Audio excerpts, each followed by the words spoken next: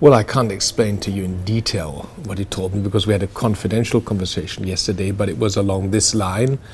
Obviously, Serbia was disappointed with certain actions Macedonia had taken against Serbian diplomats.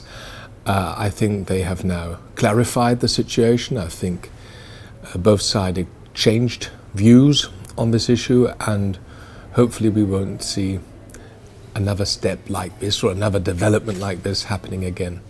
Do you understand after these meetings here in Belgrade, where is the interest of Serbia to be involved in Macedonian political situation and opposite, interest of Macedonia to be involved in political circumstances here in Serbia? I can't tell you what the reasons were for these Macedonian actions, given that they actually took place, which I can't judge because I don't have any intelligence.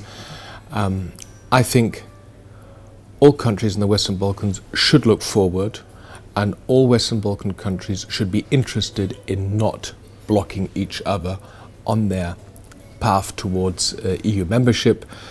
Serbia and Montenegro are the front runners when it comes to the EU integration process, but all 6 countries have a clear European perspective, and Macedonia is a country which has been blocked now for years thanks to the name issue between Macedonia and the former Yugoslav Republic of Macedonia on the one side and Greece on the other hand. I still hope that this conflict could finally be solved so that we give this country also a perspective for EU integration and we can actually start going a few concrete steps.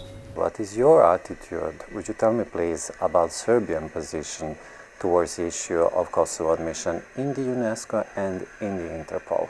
I come from a country which has recognized Kosovo, but as a representative of the European Union, I'm fully aware that we have 5 countries in the EU which haven't recognized Kosovo, and that's why the question is not recognition of Kosovo. My argument is, in the end, we need a legally binding agreement between both sides, that both sides can exercise all their rights and duties.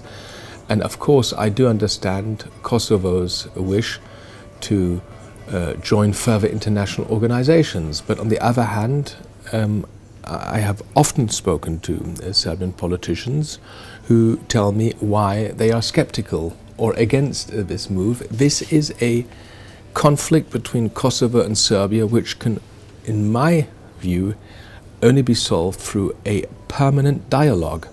And that's why I very much welcome that President Vučić has now announced his new initiative to start a debate in this country how a future relationship between Belgrade and Pristina, between Serbia and Kosovo, could be defined.